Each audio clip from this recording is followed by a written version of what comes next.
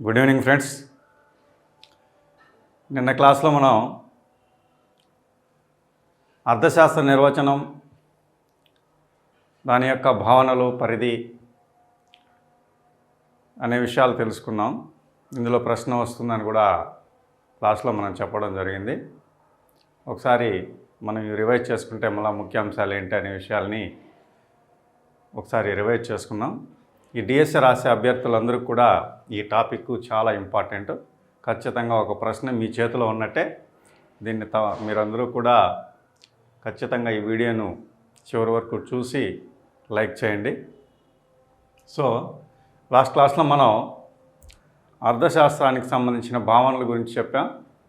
అందులో ఎలాంటి విషయాలపైన ప్రశ్నలు అడుగుతున్నాడు అనే విషయాన్ని కూడా మనం ఒకసారి రివైజ్ చేసుకుందాం. ఆల్రెడీ డిఎస్సిలో ఇందులో అడిగినటువంటి ప్రశ్న ఒక్కసారి అమర్త్య సేన్కి అర్థశాస్త్రంలో నోబెల్ ప్రైజు ఏ సంవత్సరంలో వచ్చింది అని అడిగాడండి. ఏ సంవత్సరంలో వచ్చింది అని అడిగాడు. 1998 వెల్ఫేర్ ఎకనామిక్స్లో కృషి చేసినందుకు ఆయనకు నోబెల్ ప్రైజ్ వచ్చింది. ఈ ప్రశ్న డిఎస్సిలో అడగడం జరిగింది. తర్వాత ఇంకొక ప్రశ్న ఏంటంటే, ఇడ్లీకి ఎలాంటి ప్రయోజనం ఉంది అని అడిగాడు. ఎలాంటి ప్రయోజనం ఉంది అని అడిగాడు. అది దానికి రూప ప్రయోజనం. ఇది పాత డిఎస్సిలో అడగడం జరిగింది. ఇది ఇంటర్మీడియట్ సిలబస్లో ఉంది. తర్వాత వస్తువులపైన కూడా ప్రశ్నలు అడగడం జరిగింది. అదేవిధంగా ఇంకొక విధంగా కూడా మీకు అడిగేదానికి అవకాశం ఉంది. సంపద నిర్వచనాన్ని బలపరిచినది ఎవరు అని అడుగుతాడు. బలపరిచినది చెప్పిందేమో యాడమ్ స్మిత్. దీన్ని బలపరిచినటువంటి వ్యక్తులు జేబీ సే, అలాగనే జేఎస్ మిల్. వీళ్ళిద్దరూ కూడా సంపద నిర్వచనాన్ని బలపరిచారు. ఈ యాడమ్ స్మిత్ సాంప్రదాయ అర్థశాస్త్రవేత్త అయినా. వీళ్ళు కూడా జేబీసే మరియు జేఎస్ మిల్ ఇద్దరు కూడా సాంప్రదాయ శాస్త్రవేత్తలే. అలాగనే శ్రేయస్సు నిర్వచనాన్ని ఎవరు బలపరిచారు అని అడిగితే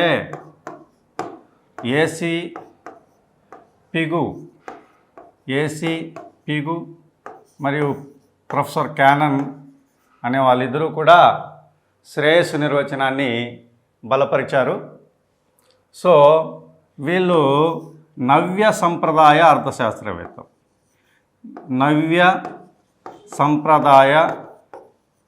అర్థశాస్త్రవేత్తలు వీళ్ళు. ఇక్కడ సంపద నిర్వచనం చెప్పినటువంటి యాడమ్ స్మిత్ ఏమో సాంప్రదాయ అర్థశాస్త్రవేత్త. వాళ్ళని బలపరిచినటువంటి వ్యక్తులు జేబీసే అండ్ జేఎస్ మిల్ ఇద్దరూ కూడా సాంప్రదాయ అర్థశాస్త్రవేత్తలే. శ్రేయస్సు నిర్వచనాన్ని చెప్పినటువంటి వ్యక్తి ఆల్ఫ్రెడ్ మార్షల్.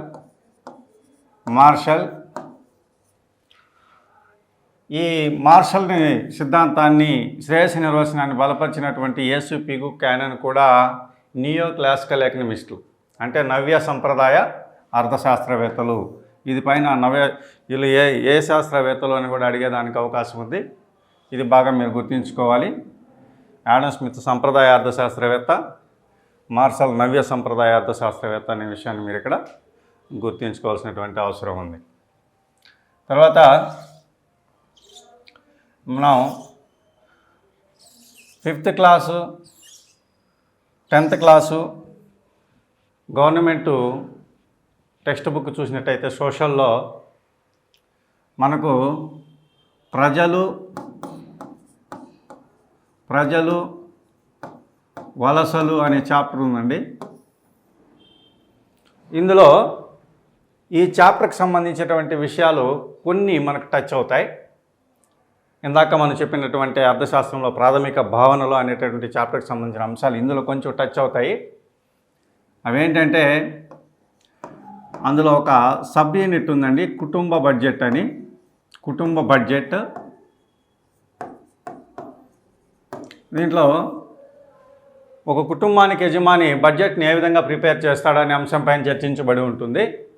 అందులో కుటుంబ యజమాని ఎలాంటి వాటికి తన బడ్జెట్ను వెచ్చిస్తాడు అనే అంశం పని తీసుకున్నట్లయితే, ఒకటి అవసర వస్తువులు,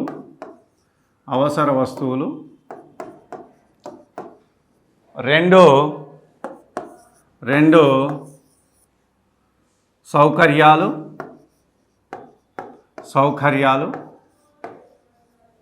మూడు విలాస వస్తువులు.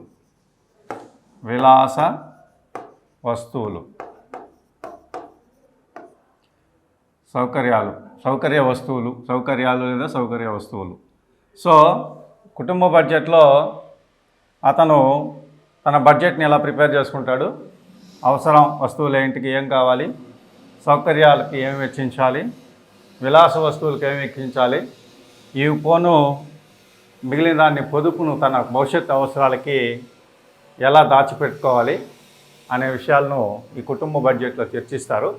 కాబట్టి ప్రాథమిక భావనలు అని మనం ఇంతకుముందు చెప్పుకున్న క్లాస్లో ఈ వస్తువులు అనేటివి వస్తున్నాయి. కాబట్టి ఈ వస్తువులపైన ఖచ్చితంగా ప్రశ్న 100% ప్రశ్న ఖచ్చితంగా వస్తుందండి. ఈ మూడు అంశాలపైన ఎగ్జాంపుల్ అడుగుతాడు, మూడవటిపైన ఖచ్చితంగా ఎగ్జాంపుల్ అడుగుతాడు. ఇది బాగా మీరు గుర్తుపెట్టుకోండి.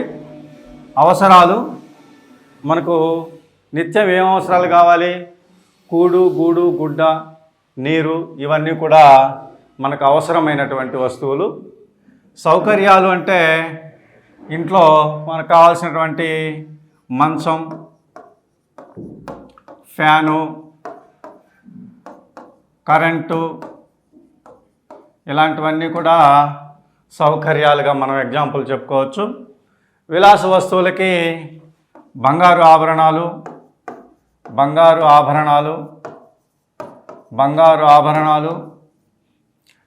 కారు, ఏసీ మొదలగు వస్తువులని విలాస వస్తువులుగా చెప్పచ్చు. సో ప్రశ్న, క్రింది వాటిలో విలాస వస్తువు కానిది ఏది అని అడగచ్చు, లేదా క్రింది వాటిలో అవసరాల వస్తువును గుర్తించుము అనొచ్చు, క్రింది వాటిలో సౌకర్యాలను గుర్తించుము అని అడగచ్చు.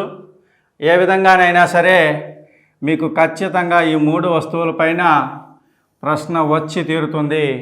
తప్పకుండా ఈ అంశాన్ని గుర్తుంచుకోవాలి. ఈ ప్రాథమిక భావనలు అనే అంశాన్ని ఇంటర్మీడియట్ స్థాయిలో ఎందుకు చదువుకోవాల్సినటువంటి పరిస్థితి వచ్చిందంటే, ఈ వస్తువుల గురించి మనకు లోయర్ స్టడీస్లో కూడా ఇవ్వడం జరిగింది. తర్వాత క్లాసెస్లో కూడా మనం ఈ 8th class, 9th class, 10th class సిలబస్ను కూడా చాప్టర్ వైజు ఎకానమీలో చాప్టర్ వైజు మీ క్లాసులు ఇవ్వడం అనేది, వీడియోలు చేయడం అనేది జరుగుతుందండి. ఈ ఇంటర్మీడియట్ సిలబస్ను మనం మైక్రో ఎకనామిక్స్ని పూర్తిగా క్షుణ్ణంగా చదివితే ఈ పూర్తిగా ఎకనామిక్స్ అనేది మనకు బాగా అర్థమవుతుంది. ఏ వర్డ్ చెప్పినా, ఏ విధంగా చెప్పినా ఈ క్లాసెస్ని కూడా మనకు అర్థమవుతాయి. కాబట్టి మొదటగా మన ఆ విషయాలు మనం చర్చించుకుంటున్నాం. కాబట్టి ఈ విషయాన్ని అందరూ కూడా గుర్తుంచుకోవాలి.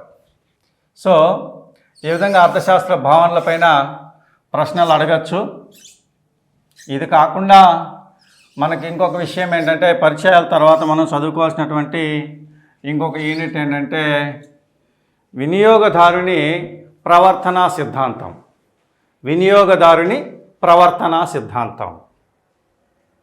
సో వినియోగదారుని ప్రవర్తనా సిద్ధాంతం చాలా ఇంపార్టెంట్. ఇది కూడా వినియోగదారుని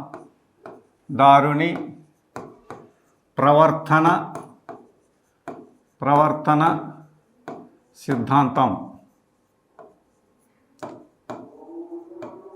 the theory of consumer behaviour. అయితే ఈ సిద్ధాంతంలో మనం ఏం తెలుసుకోవాలి అనే విషయాన్ని మనం ఇక్కడ తెలుసుకోవాలి. ఈ సిద్ధాంతంలో మొదటగా మనం తెలుసుకోవాల్సినటువంటి అంశం, ఇక్కడ ప్రయోజనాన్ని గురించి తెలుసుకోవాలి. ఈ ప్రయోజనం అనేటటువంటి ప్రయోజన విశ్లేషణని మొదటగా చెప్పినటువంటి వ్యక్తి బెన్హామ్ అండి.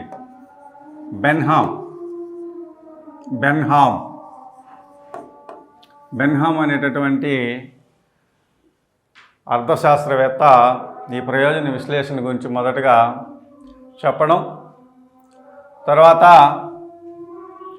దీన్ని జీవాన్స్ అనేటటువంటి వ్యక్తి వివరించడం జరిగింది. జీవాన్స్ అనేటటువంటి శాస్త్రవేత్త ఈ ప్రయోజనాన్ని వివరించినటువంటి ఆర్థికవేత్త, ప్రయోజనాన్ని వివరించిన ఆర్థికవేత్త. 1871లో 1871లో ఈ ప్రయోజనాన్ని ఆయన వివరించడం అనేది జరిగింది. తర్వాత ముఖ్యంగా ఇందులో ప్రశ్న, ఈ ప్రయోజనాన్ని 2 విశ్లేషణలుగా మనము తీసుకోవచ్చండి. ఒకటి కార్డినల్ విశ్లేషణ,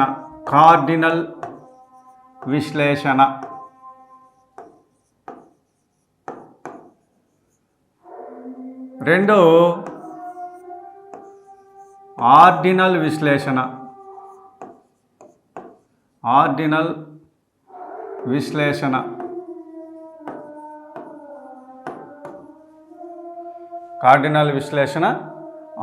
విశ్లేషణ.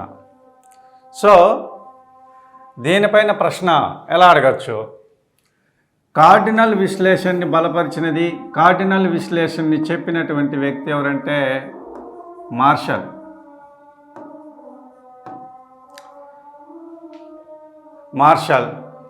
ఆర్డినల్ విశ్లేషణని చెప్పినటువంటి వ్యక్తి ఎవరంటే జేఆర్ హిక్స్.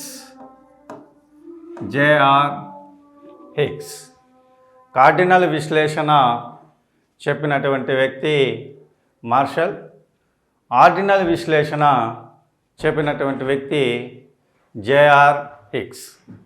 సో ఇక్కడ మనం ఇంకొక విషయం తెలుసుకోవాలి. అదేంటంటే కార్డినల్ విశ్లేషణ అంటే ఏమనేది మనకి ఇంపార్టెంట్. కార్డినల్ విశ్లేషణ ఏంటి అనేది మనం తెలుసుకోవాలి. జనరల్గా ప్రయోజనాన్ని మనము ఎలా కొలుస్తామంటే, అర్థశాస్త్రంలో ప్రయోజనాన్ని ఎలా కొలుస్తాము? యూటిల్స్లో కొలుస్తామండి. యూటిల్స్లో కొలుస్తాం ప్రయోజనాన్ని. కాబట్టి ప్రయోజనాన్ని యూటిల్స్లో కొలుస్తాం. అయితే కార్డినల్ విశ్లేషణలో మార్షల్ ఏం చెప్తాడు అంటే, ప్రయోజనాన్ని సంఖ్యారూపంలో కొలవవచ్చు చెప్తాడు. ప్రయోజనాన్ని సంఖ్యారూపంలో కొలవచ్చు అని చెప్తాడు. ఫర్ ఎగ్జాంపుల్, ఒక యాపిల్ తిన్నాం, మనకు వచ్చినటువంటి ప్రయోజనం 30 యూటిల్స్ వచ్చింది. రెండవ యాపిల్ తిన్నాం, మనకు వచ్చినటువంటి ప్రయోజనం 50 యూటిల్స్ వచ్చింది అని సంఖ్యారూపంలో చెప్తున్నాం. ఇలా యూటిల్స్ని, ప్రయోజనాన్ని సంఖ్యారూపంలో చెప్పడాన్నే కార్డినల్ విశ్లేషణ అంటారు. అంటే ఈ సంఖ్యారూపంలో ఎలా చెప్తున్నాం? కొలిచి చెప్తున్నామా? నో, కొలిచి చెప్పట్లేదు, ఊహాత్మకంగా ఊహించి చెప్తున్నాం. ఒక యాపిల్ తిన్నాం, 30 యూనిట్లు వచ్చింది. 2 తిన్నాం, 50 యూనిట్లు వచ్చింది. 3 యాపిల్ తిన్నాం, 65 యూనిట్లు వచ్చింది అని మనం ఊహించి ఖచ్చితంగా సంఖ్యారూపంలో చెప్తున్నాం. దీన్నే మనం ఏమంటామంటే కార్డినల్ విశ్లేషణ అంటాం. సో ఇక ఆర్డినల్ విశ్లేషణ చెప్పినటువంటి వ్యక్తి ఎవరు అంటే జేఆర్ హిక్స్. ఈయన ఆర్డినల్ విశ్లేషణలో ఏం చెప్తాడు అంటే, ప్రయోజనాన్ని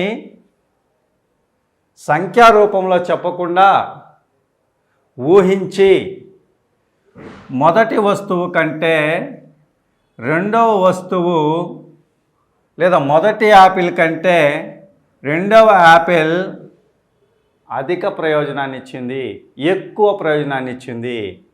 రెండవ దానికంటే మొదటిది తక్కువ ప్రయోజనాన్ని ఇచ్చింది అని మాత్రమే చెప్తుంది. అంటే మొదటి దానికంటే ఎక్కువ లేదా రెండవ దానికంటే మొదటిది తక్కువ ప్రయోజనాన్ని ఇచ్చిందని, ఎక్కువ తక్కువ అని మాత్రమే చెప్తుంది. సంఖ్యా రూపంలో ఈ విశ్లేషణ చెప్పదు. కాకపోతే కార్డినల్ విశ్లేషణ మరియు ఆర్డినల్ విశ్లేషణలు రెండూ కూడా ఊహాత్మకమైనటువంటి భావనలే. జనరల్గా మనం మామూలుగా ఈ ఎకనామిక్స్లో అన్నీ ఊహించుకునేటివే. ఫర్ ఎగ్జాంపుల్ ఇలా తీసుకున్నట్లయితే దీన్నేమో మనము ఒకటేమో ఎక్స్ యాక్సిస్ అనుకోండి, ఇంకో దాన్ని వై అక్షం అనుకోండి అనుకుంటున్నాం. వై అనుకోండి, ఎక్స్ అనుకోండి. ఒక యాపిల్ తిన్నాం 30 యూనిట్లు వచ్చింది అనుకుందాం, 2 తిన్నాం 50 యూనిట్లు వచ్చింది అనుకుందాం. అనుకోవడమే, ఊహించడమే. ఇదే ఈ విశ్లేషణలు. రెండు విశ్లేషణలు కూడా ఊహాత్మకమైనటువంటి భావనలే. కార్డినల్ విశ్లేషణ ఏమో సంఖ్యారూపంలో కొలవచ్చు ఉంటుంది.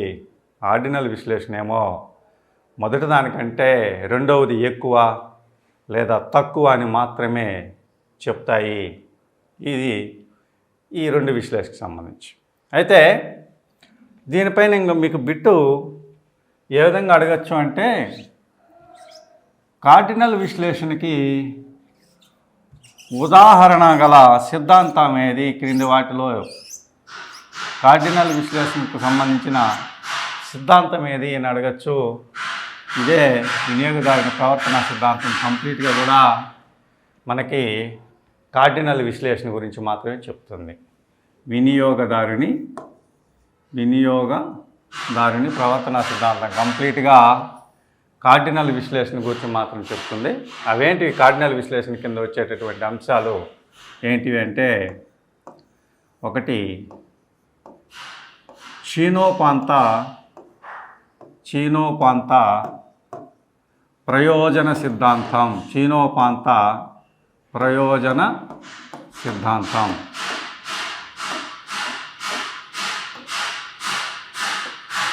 రెండు సమోపాంత ప్రయోజన సిద్ధాంతం. సమోపాంత ప్రయోజన సిద్ధాంతం. మూడు డిమాండ్ సిద్ధాంతం. డిమాండ్ సిద్ధాంతం. నాలుగు డిమాండ్ సూత్రము.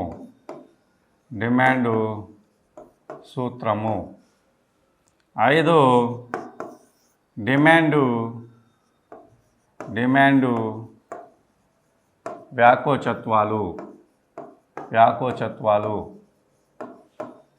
ఆరు వినియోగదారుని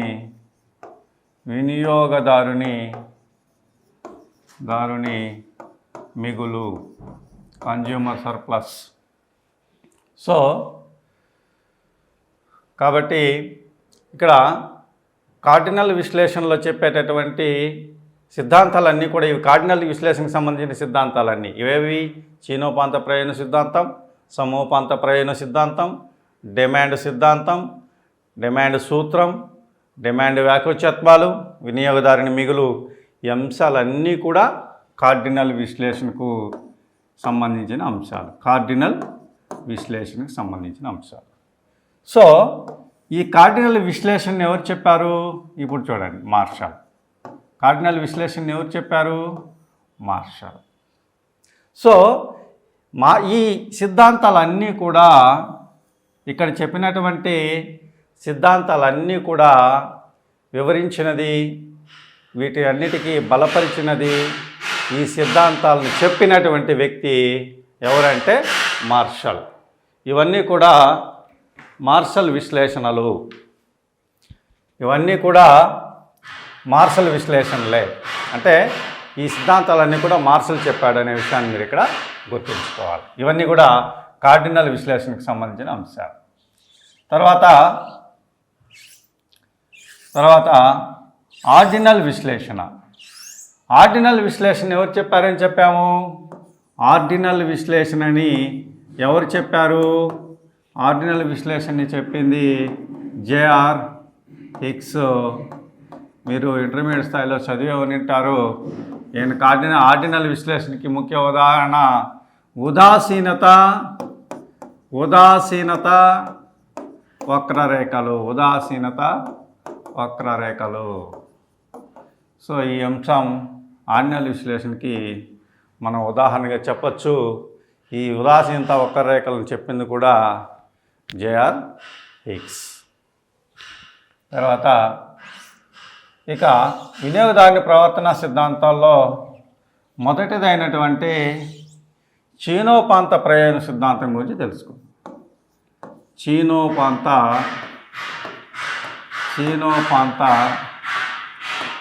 ప్రయోజన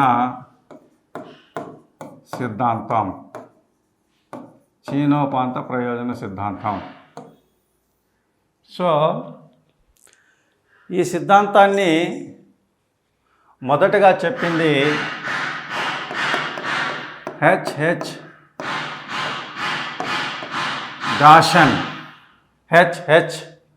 గాషన్. సో అందుకే దీనికి మరొక పేరు గాషన్ మొదటి సూత్రం అని చెప్పి గాషన్ మొదటి సూత్రంగా చెప్పవచ్చు. చీనోపాంత ప్రయోజనాన్ని హెచ్హెచ్ గాషన్ చెప్పాడు కాబట్టి దీన్ని గాషన్ మొదటి సిద్ధాంతం అని చెప్పచ్చు. దీన్ని బలపరిచి విశ్లేషించినటువంటి వ్యక్తి మార్షల్. సిద్ధాంతాన్ని చెప్పిన వ్యక్తిగా మనం చెప్పచ్చు చీనోపాంత ప్రయోజన సిద్ధాంతం. ఇప్పుడు ప్రయోజనం అనగానేమి, దీనికంటే ముందు మనం తెలుసుకోవాల్సింది ప్రయోజనం అంటే మనం ఇంతకుముందు క్లాసులో తెలుసుకున్నాం. ఇందులో మనం తెలుసుకోవాల్సింది మొత్తం ప్రయోజనం, ఉపాంత ప్రయోజనం. మొత్తం ప్రయోజనం, ఉపాంత ప్రయోజనం. మొత్తం ప్రయోజనం అంటే మొత్తం యూనిట్ల నుండి వచ్చేటటువంటి ప్రయోజనం. మొత్తం యూనిట్లో ఉపయోగించడం వల్ల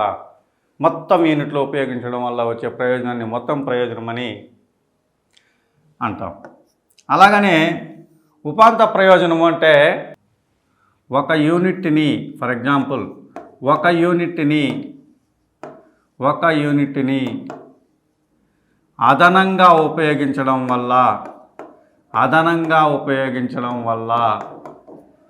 కలిగే అదనపు ప్రయోజనాన్ని ఉపాంత ప్రయోజనం అంటారు. ఒక యూనిట్ని అదనంగా ఉపయోగిస్తే వచ్చే అదనపు ప్రయోజనం, దాన్నే మనం ఏమంటామంటే ఉపాంత ప్రయోజనము అంటాం. సో ఇప్పుడు మనం ప్రయోజనం అంటే మనకు తెలిసింది, ప్రయోజనం అంటే వినియోగదారుని కోరికను తీర్చడం, వినియోగదారు కోరికని తీర్చే శక్తి కలిగి ఉండడం. మొత్తం ప్రయోజనం అంటే మొత్తం యూనిట్ల వల్ల కలిగేటటువంటి ప్రయోజనం. ఉపాంత ప్రయోజనం అంటే ఒక యూనిట్ని అదనంగా ఉపయోగించడం వల్ల కలిగే అదనపు ప్రయోజనం, దాన్ని ఉపాంత ప్రయోజనం అంటాం. కాబట్టి ఈ చీనోపాంత ప్రయోజన సిద్ధాంతం దీని అర్థం ఏమంటే ఒక యూనిట్ని అదనంగా ఉపయోగించడం వల్ల వచ్చేటటువంటి అదనపు ప్రయోజనం రాను క్షీణిస్తుంది, కాబట్టే దీన్ని చీనోపాంత ప్రయోజన సిద్ధాంతము అన్నారు. సో ఫర్ ఎగ్జాంపుల్ మనం ఇక్కడ ఈ చీనోపాంత సిద్ధాంతంలో ఏం చెప్పారో చూద్దాం. ఒక వ్యక్తి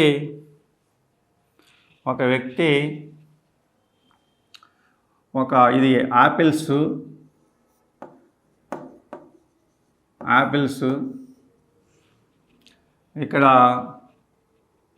టోటల్ యూటిలిటీ అంటే మొత్తం ప్రయోజనం, ఇక్కడ మార్జినల్ యూటిలిటీ ఉపాంత ప్రయోజనం అని అనుకుందాం.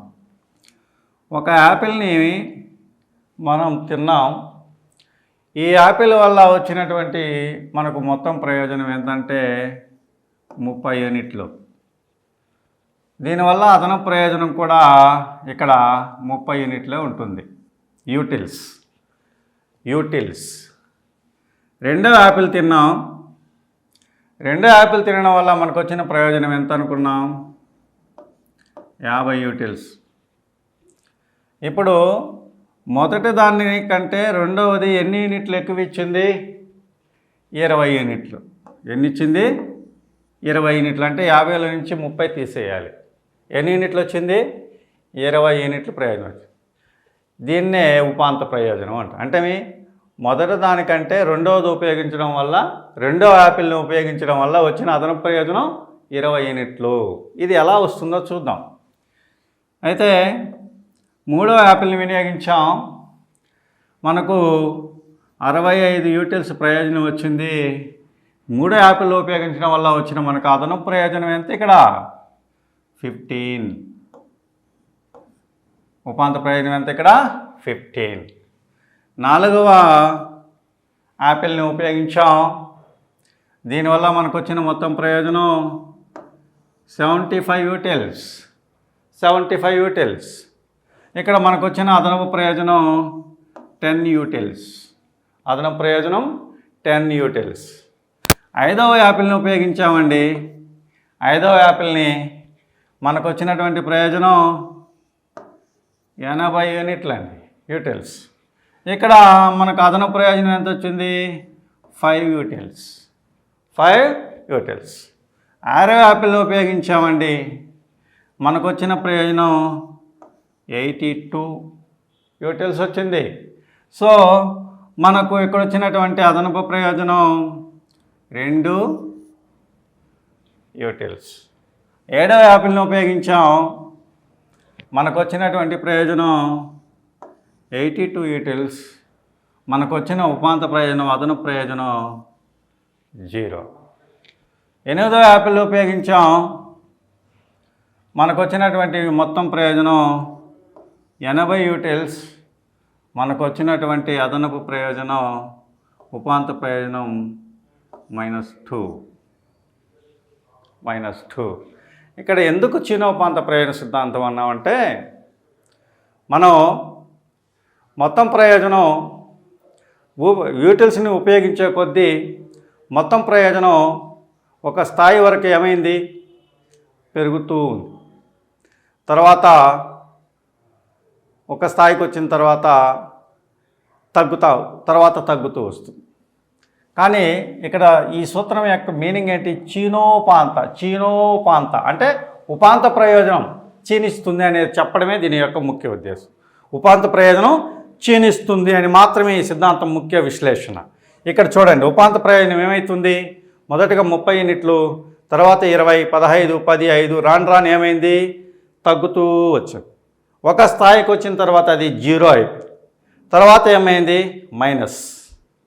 అందుకే దీనికి రాను ఉపాంత ప్రయోజనం అదనపు యూనిట్లు ఉపయోగించడం వల్ల మనకి ఇక్కడ ఉపాంత ప్రయోజనం తగ్గుతూ వచ్చి ఒక స్థాయిలో శూన్యమై రాను అది రుణాత్మక స్థాయికి చేరుకుంది. కాబట్టి దీనికి చీనోపాంత ప్రయోజన సిద్ధాంతం అని పేరు. సో మనం దీన్ని గ్రాఫ్ రూపంలో కూడా ఈజీగా గుర్తుపెట్టుకోవచ్చండి. గ్రాఫ్ రూపంలో కూడా సింపుల్గా మీరు దీన్ని ఐడెంటిఫికేషన్ చేసుకోవచ్చు. దీనిపైన ప్రశ్న ఎలా అడుగుతాడు అనే విషయాన్ని కూడా మీకు చెప్తాను. సో ఇక్కడ మనం ఒక గ్రాఫ్ తీసుకున్నామండి. సో ఈ గ్రాఫ్లో మనం ఇది y అక్షం అనుకుందాం, ఇది x అనే అక్షం అనుకుందాం. సో ఇక్కడ టోటల్ యూటిలిటీ మరియు టోటల్ యూటిలిటీ మరియు మార్జినల్ యూటిలిటీ, ఉపాంత ప్రయోజనం ఈ ఒక పైన చూపిద్దాం. సో ఇక్కడ మనం ప్రయోజనం ఎలా ఉంది అనే విషయాన్ని తీసుకున్నట్లయితే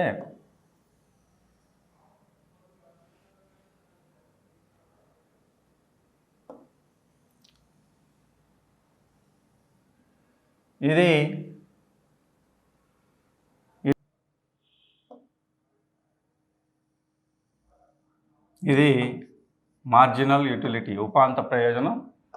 ఇది టోటల్ యూటిలిటీ, మొత్తం ప్రయోజన రేఖ. సో సింపుల్గా గుర్తుపెట్టుకున్నాం, ఇది మొత్తం ప్రయోజన రేఖ అన్నాం, ఇదేమో ఉపాంత ప్రయోజనం అన్నాం. సో మనం ఇక్కడ సిద్ధాంతంలో బాగా గమనించాల్సింది, ఇప్పుడు ఫస్ట్ మనం ఏం చేయాలంటే ఇక్కడి నుంచి దీన్ని డివైడ్ చేసుకోండి. సింపుల్గా వ్యూహాత్మకంగా మనసులో అనుకున్నాం. ఇటు నుంచి ఇట్టా మనం మొత్తం ప్రయోజనం, దీన్ని ఉపాంత ప్రయోజనం అనుకున్నాం. ఇక్కడ ఉపాంత ప్రయోజనం ఇటు పైకి వెళ్తూ ఉందంటే పెరుగుతుంది అని అర్థం. రేఖ పైకి వెళ్తుందంటే పెరుగుతుంది అని.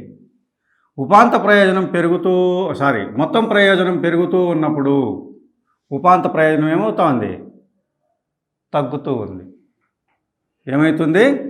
తగ్గుతుంది. ఇది తగ్గుతుంది, ఇది పెరుగుతుంది. సో ఈ స్థాయికి వచ్చే కొద్దికి మొత్తం ప్రయోజనం గరిష్టమైంది. మొత్తం ప్రయోజనం గరిష్టం, అధికమైంది.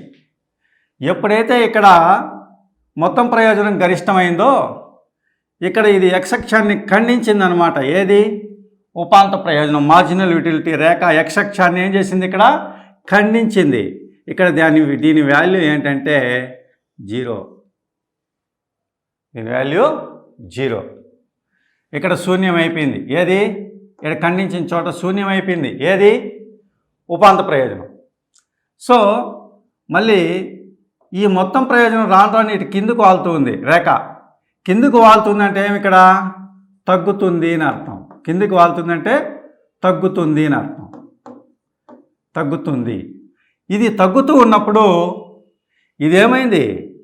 x-అక్షాన్ని దాటి కిందకు వచ్చేసింది, అంటే మైనస్ అయిందని, రుణాత్మకమైపోయింది అని అర్థం. ఈ రేఖ యొక్క సారాంశం ఈజీగా మీరు గుర్తుంచుకోవచ్చు. చూడండి, ప్రశ్న ఎలా అడుగుతాడు? మొత్తం ప్రయోజనం పెరుగుతూ ఉన్నప్పుడు ఉపాంత ప్రయోజనం తగ్గుతూ ఉంది. మొత్తం ప్రయోజనం గరిష్టానికి చేరినప్పుడు ఉపాంత ప్రయోజనం శూన్యమైంది. మొత్తం ప్రయోజనం తగ్గుతూ ఉన్నప్పుడు ఉపాంత ప్రయోజనం మైనస్, రుణాత్మకమైపోయింది. కాబట్టి ఇక్కడ ఉపాంత ప్రయోజన రేఖ ఎక్కడి నుంచే, ఉపాంత ప్రయోజన రేఖ ఎప్పుడు ఏ వాలుని కలిగి ఉంది? రుణాత్మక వాలును కలిగి ఉంది. రుణాత్మక వాలును కలిగి ఉంది. రుణాత్మక వాలు అంటే ఏమి? ఇది ఎడమ, ఇది కుడి. ఎడమ నుండి కుడికి కిందికి వాలి ఉంది. రేఖ ఎలా ఉంది? ఎడమ నుండి కుడికి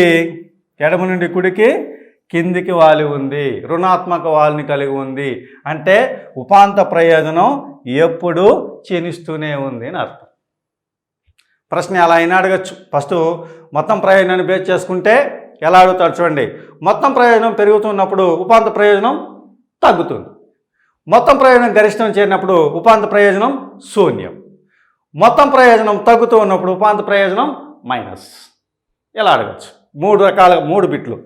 ఇక్కడ ఇంకొక విధంగా మిమ్మల్ని కన్ఫ్యూజ్ చేయడానికి ఇంకో రకంగా కూడా అడగచ్చు. అదేంటి అంటే, ఉపాంత ప్రయోజనం రుణాత్మకంగా ఉన్నప్పుడు మొత్తం ప్రయోజనం తగ్గుతూ ఉంది. రివర్స్. అర్థమైందా? ఇక్కడ ఏమైంది? మొత్తం ప్రయోజనం పెరుగుతూ ఉన్నప్పుడు, గరిష్టానికి చేరినప్పుడు, తగ్గుతూ ఉన్నప్పుడు అడిగాం. ఇప్పుడు రివర్స్ ఏంటి? ఉపాంత ప్రయోజనం మైనస్, రుణాత్మకంగా ఉన్నప్పుడు మొత్తం ప్రయోజనం తగ్గుతూ ఉంది. అదే ఉపాంత ప్రయోజనం 0 అయినప్పుడు మొత్తం ప్రయోజనం ఎలా ఉంది? గరిష్టంగా ఉంది. అలాగనే ఉపాంత ప్రయోజనం తగ్గుతూ ఉన్నప్పుడు మొత్తం ప్రయోజనం పెరుగుతూ ఉంది. ఎలా కూడా క్వశ్చన్ అడగచ్చు. సో కాబట్టి ఈ అంశాన్ని మీరు గుర్తుపెట్టుకోవాలి.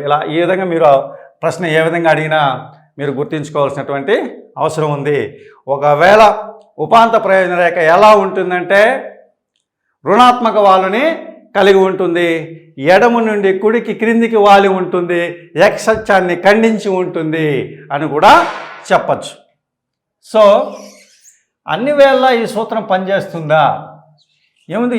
ఎప్పుడు క్షీణోపాంత ప్రయోజన సూత్రంలో మార్షల్ ఏమని చెప్పాడు? మనం ఈ సూత్రానికి ప్రమేయాలు ఏమీ లేవా? మనం యాపిల్స్ తిన్నాం, మనకు ప్రయోజనం ఇంత వచ్చింది అంత వచ్చింది అని చెప్పారు. ఈ యాపిల్స్ తినే కొద్దీ మనకు ప్రయోజనం పెరుగుతుంది కదా అంటే ఇది కొన్ని ప్రమేయాలకు ఆధారపడి ఉంది. అది ఏంటంటే ఆయన కొన్ని అజంప్షన్స్ చెప్పాడు. ఇలాంటి పరిస్థితుల్లో ఇప్పుడు సపోజ్ ఒక యాపిల్ తిన్నాం, ఇక్కడ యూనిట్లన్నీ ఒకటే రకమై ఉండాలి. యూనిట్లన్నీ ఒకే రకమైన యూనిట్లు కలిగి ఉండాలి. సజాతీయమైన యూనిట్లు అంటే యాపిల్ అనే వస్తువుని మనం తింటే మళ్ళీ రెండో దాన్ని కూడా ఏం తినాలి? యాపిలే తినాలి. మూడో యూనిట్ కూడా దేన్ని తినాలి? యాపిలే తినాలి, 4వ యూనిట్ కూడా ఏం తినాలి, యాపిలే తినాలి అని. ఇప్పుడు ఒక యూనిట్ ఏమో యాపిల్, 2వ యూనిట్ ఏమో బనానా, 3వ యూనిట్ ఏమో గ్రేపు. అలా తింటే ప్రయోజనము, వచ్చే ఉపాంత ప్రయోజనం పెరుగుతుంది, తగ్గదు. కాబట్టి ఆయన ఏం చెప్తాడంటే యూనిట్లన్నీ ఒకే రకమైన యూనిట్లు ఉపయోగించండి, అప్పుడు మాత్రమే ఈ సూత్రం పనిచేస్తుంది. ఒకే రకమైన యూనిట్లు ఉపయోగించాలంట. అంటే ఏదైనా కానీ మనం ఆ యాపిల్ తింటే తృప్తి ఇస్తుంది, రెండోది ఇస్తుంది, రాను రాను ఎక్కువ తినే ముందుకి దానిపైన మనకు విరక్తి చెందుతాం, అంతే కదా. కాబట్టి యూనిట్లన్నీ ఒకే రకమైన యూనిట్లు కలిగి ఉండాలి అంటాడు మార్షల్. సో ఇదొక అజంప్షన్. తర్వాత రెండవది ఏం చెప్పాడంటే యూనిట్లు చిన్నవిగా ఉండకూడదు, చిన్న యూనిట్లు ఉండకూడదు, మరి యూనిట్లు మరీ పెద్దవిగా కూడా ఉండకూడదు. యూనిట్లు చిన్నవి కాకూడదు, పెద్దవి కాకూడదు. చిన్న యూనిట్లు అనుకో, మనం ఏం చేస్తాం, ద్రాక్ష పండ్లు తెస్తాం. ఒక 100 గ్రాములు ద్రాక్ష పండ్లు తెచ్చి 10 ద్రాక్ష పండ్లు పెట్టుకొని ఒక్కొక్కటే తింటే 10 ద్రాక్ష పండ్లు తిన్నా మనకు ప్రయోజనం పెరుగుతుందే కానీ తగ్గే పరిస్థితి లేదు. కాబట్టి యూనిట్లు చిన్నవిగా ఉండకూడదు, మరి పెద్దవిగా ఉన్నా కూడా ఈ సూత్రము పని చేయదు అంటాడు. తర్వాత కాలాంతరం కూడదు. ఏంటి కాలాంతరం కూడదంటే అర్థమేమి? వాడు ఎగ్జామ్లో ఇలా అంటాడు, కాలాంతరం కూడదు. ఏంద్రబ్బా కాలాంతరం కూడదు అంటున్నారు ఏంటి అంటే యూనిట్కి మధ్య గ్యాప్ ఉండకూడదు అని. గ్యాప్. సో ఈరోజు ఒక యూనిట్ ఒక యాపిల్ తిని రేపు ఒక యాపిల్ తింటే ఏం ఉపయోగం లేదు, ఎందుకంటే తినే కొద్దికి ప్రయోజనం, ఉపాంత ప్రయోజనం పెరుగుతూనే ఉంటుంది. కాబట్టి వస్తువుకి మధ్య గ్యాప్ ఇవ్వకుండా తినాలంట, అప్పుడు మాత్రమే ఈ సూత్రం పనిచేస్తుంది. సో ఇలాంటి అంశాలన్నింటినీ కూడా ఆయన దృష్టిలో పెట్టుకొని ఈ చీనోపాంత ప్రయోజన సిద్ధాంతాన్ని చెప్పడం అనేది జరిగింది. అయితే కొన్ని విషయాల్లో ఈ సూత్రం పనిచేయదంటాడు. ఎలాంటి విషయాల్లో పనిచేయదు అంటే ద్రవ్య విషయం. డబ్బు ఎంత వచ్చినా మనకు ప్రయోజనం పెరుగుతూనే ఉంటుంది, దానివల్ల అదనపు డబ్బు వచ్చే మందికి అదనపు కోరికలు పెరగడం, అదనపు ప్రయోజనాలు మనకి ఎక్కువ పొందుతూ ఉంటాం. కాబట్టి ద్రవ్య విషయంలో ఈ సూత్రం పనిచేయదు అని. తర్వాత సామాజిక వస్తువుల వినియోగం. సామాజిక వస్తువుల వినియోగం అంటే మీ టెలిఫోన్ సామాజిక వస్తువే, వినియోగించే కొద్దీ మనకు ప్రయోజనమే ఉంటుంది, దాంట్లో ఇబ్బంది ఏం లేదు. తర్వాత ద్రవ్య విషయం అయిపోయింది. తాగుబోతులు, వ్యసనపరులు, వాళ్ళ విషయంలో కూడా ఈ సూత్రం పనిచేయదు, తాగుబోతుల విషయంలో కూడా. తర్వాత ఈ సామాజిక విషయాలంటే మీకు ఇంకా కొన్ని తెలుసుకోవాలి. ఇంకా కొన్ని అపూర్వ వస్తువులు అంటే స్టాంప్ కలెక్షన్, తపాలా బిళ్ళలు కలెక్షన్ చేసుకోవడం, కాయిన్ కలెక్షన్ చేయడం, ఇలాంటి అపూర్వ వస్తువులు మనం కలెక్ట్ చేస్తూ ఉంటాం. అలాంటి వస్తువుల్లో కూడా ఈ సూత్రము పని చేయదు అనే విధానం పైన ఈ సూత్రాన్ని మార్షల్ చెప్పడం అనేది జరిగింది. సో ఈ ప్రశ్న పైన, ఈ చాప్టర్ పైన మీకు ఖచ్చితంగా ప్రశ్న ఉంటుంది. ఏ స్థాయిలో అయినా, ఏ స్థాయి ఎగ్జామ్ అయినా మీరు అందరూ కూడా గుర్తుపెట్టుకోవాల్సింది, ప్రతి విషయాన్ని క్షుణ్ణంగా చూడండి. మీకు ఫ్యూచర్లో క్లాస్ వైజ్ క్లాసులు కూడా ఉంటాయి. ఎకానమీలో ఎన్ని మార్కులకు మీకు అడిగితే అన్ని మార్కులు మీరు ఆన్సర్ చేసే విధంగా మన క్లాసులు ఉంటాయి. మీరు అందరూ కూడా ఈ వీడియో చూసి అందరూ సపోర్ట్ చేసి అందరూ లైక్ చేయాలి అని కోరుకుంటున్నాను. Thank you.